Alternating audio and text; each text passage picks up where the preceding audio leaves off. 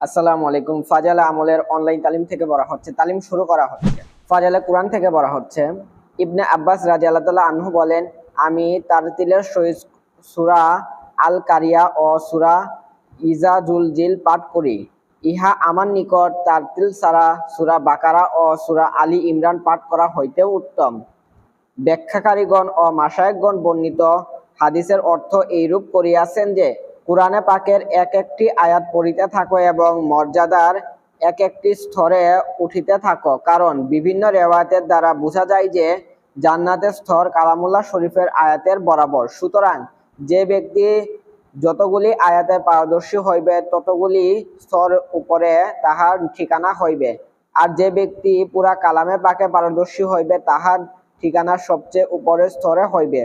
মুল্লা আলী কারি রহমতুল্লাহ আলাই লিখিয়াছেন যে, হাদিস শরীফে আসিয়াছে, কুরআন পাঠকারীর চেয়ে উপরে জান্নাতে আর কোনো স্তর নাই। সুতরাং কুরআন পাঠকারীগণ আয়াতসমূহ পরিমাণ উন্নতি করিবেন।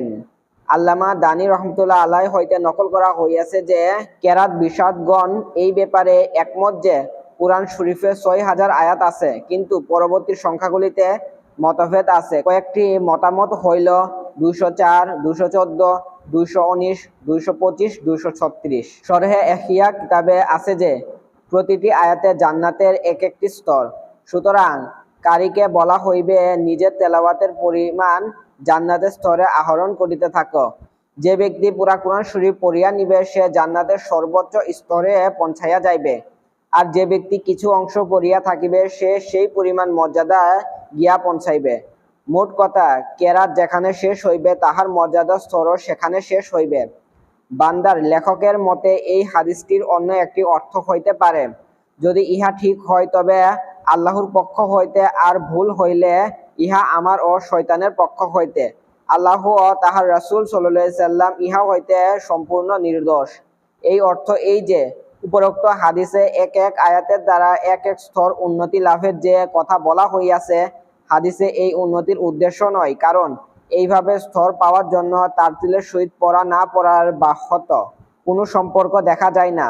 যখন এক আয়াত পড়া হইবে, তারতিলের সহিত পড়া হোক বা না হোক, এক স্তর উন্নতি হইবে। বরং উক্ত হাদিসের বাহ্যত গুণগত উন্নতি বোঝানো হইয়াছে, যাহাতে তারতিলের সহিত পড়া না পড়ার দখল রহিয়াছে। সুতরাং যে তারতিলের সহিত দুনিয়াতে পড়িত, সেই তারতিলের সহিত আখিরাতেও পড়িতে পারিবে এবং সেই অনুযায়ী তাহার মর্যাদা স্তর উন্নতিও হইতে থাকিবে। মুল্লা আলী কারি রহমতুল্লাহ আলাই এক হাদিস হইতে বর্ণনা করেন যে, দুনিয়াতে বেশি বেশি তেলাওয়াত করিলে আখিরাতে কুরআন শরীফ ইয়াদ থাকিবে, নতুবা ভুলিয়া যাইবে।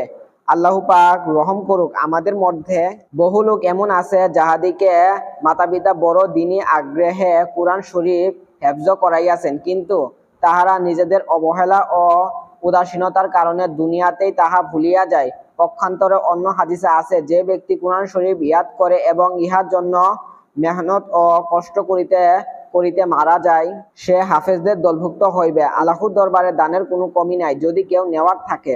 হে শহীদ, তাহার দয়া ও মেহেরবানি সকলের জন্য বরাবর। হযরত ইবনে মাসউদ রাদিয়াল্লাহু তাআলা আনহু হইতে বর্ণিত, হুজুর সাল্লাল্লাহু আলাইহি সাল্লাম ইরশাদ করিয়াছেন, যে ব্যক্তি কুরআনের একটি অক্ষর পড়িবে, উহার বিনিময়ে সে একটি নেকি লাভ করিবে এবং এক নেকি সওয়াব 10 নেকির সমান হইবে।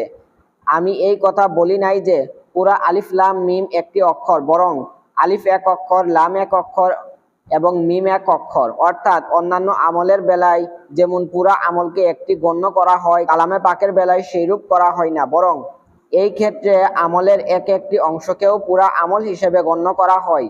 এই জন্যই কালামে পাকের তেলাওয়াতের বেলায় প্রতিটি অক্ষরের পরিবর্তে একটি করিয়া নেকি হয় এবং প্রতিটি নেকির বিনিময়ে আল্লাহ তাআলা পক্ষ হইতে 10টি করিয়া নেকি ওয়াদা রহিয়াছে। আল্লাহ পাক বলেন, যে ব্যক্তি একটি নেকির কাজ করিবে তাহাকে 10 নেকির বরাবর সওয়াব দেওয়া হইবে, 10 গুণ সওয়াবের ওয়াদা, এবং ইহা সর্বনিম্ন পরিমাণ। আরো বলিয়াছেন, আল্লাহ তাআলা যাহাকে ইচ্ছা করেন বহুগুণ বাড়াইয়া দেন। প্রতিটি অক্ষরকে পৃথক পৃথক নেকি গণ্য করার দৃষ্টান্ত সংরূপ হুজুর সাল্লাল্লাহু আলাইহি সাল্লাম ইরশাদ করিয়াছেন যে, আলিফ লাম মিম পুরাটা একটি অক্ষর নয়, বরং আলিফ লাম মিম প্রত্যেকটি আলাদা আলাদা অক্ষর ধরা হইবে। এইভাবে এখানে মোট 30টি নেকি হইয়া গেল। ইহা মতভেদ আছে যে আলিফ লাম মিম দ্বারা সূরা বাকারার প্রথম আয়াতকে বোঝানো হইয়াছে নাকি সূরা ফিলের শুরুতে লেখা লামকে বোঝানো হইয়াছে। সূরা বাকারার প্রথম আয়াতকে বোঝানো হইলে বাহ্যিকভাবে অর্থ হয় যে লিখিত অক্ষর ধর্তব্য হইবে, আর যেহেতু 3টি হরফই লেখা হয় তাই 30টি নেকি হইবে।